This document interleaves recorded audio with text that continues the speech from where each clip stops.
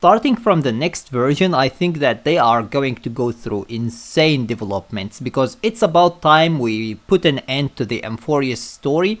The developers did say that it is going to last until 3.8, so there are still basically 4 or 5 versions until now of Amphoreus, but maybe some of them are going to be just basically us learning a little bit more about Amphoreus, or maybe it is just the aftermath of what is going to happen after we finish the Amphoreus story.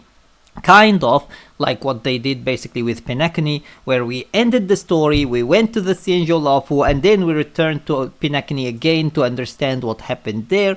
So it could be something like that, or it could be something like the Rappa thing as well. But either way, there is basically the possibility of that, but I think that there is also the possibility that Elysia or Cyrene might not be released until the very end of Amphoreus, and if that does happen, if they leave her until 3.8, then the story is going to stay until 3.8 as well, and that is going to be absolutely ridiculous.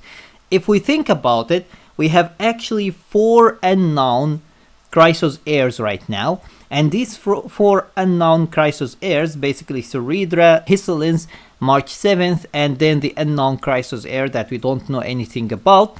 These 4 are going to take 2 patches, which means that 3.5 and 3.6 are gone.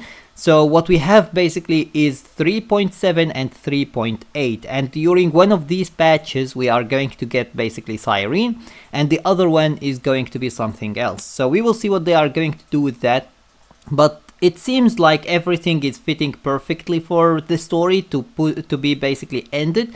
The next story is going to be obviously about Phainon and Cyrene, mostly about Phainon obviously.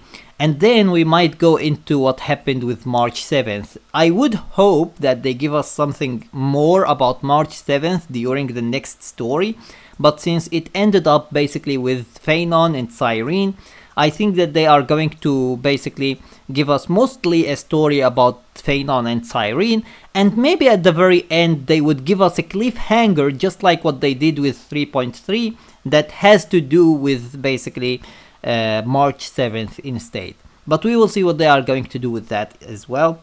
I really hope that they give us something, at least show us where March 7th is, what is happening to March 7th, something that is March 7th related, because until now it's nearly basically 6 months without March 7th at all. So it's really sad that they aren't giving us anything about her. All they are showing us is just people talking about her.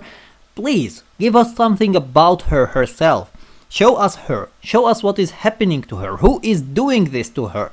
Why is this happening to her? We don't want some people just theorizing. We want some actual facts of what is happening with her.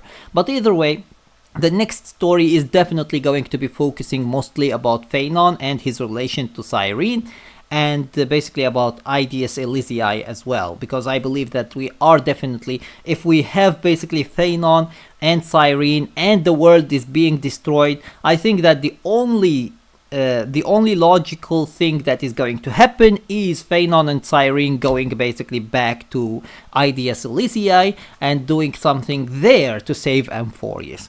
Either way, this is my opinion about it. I would love to hear your opinion about it in the comments section below. Don't forget to subscribe and turn on the notification bell beside it to stay notified with everything new about Honkai Star Rail. And until next time, see you as always in the next video.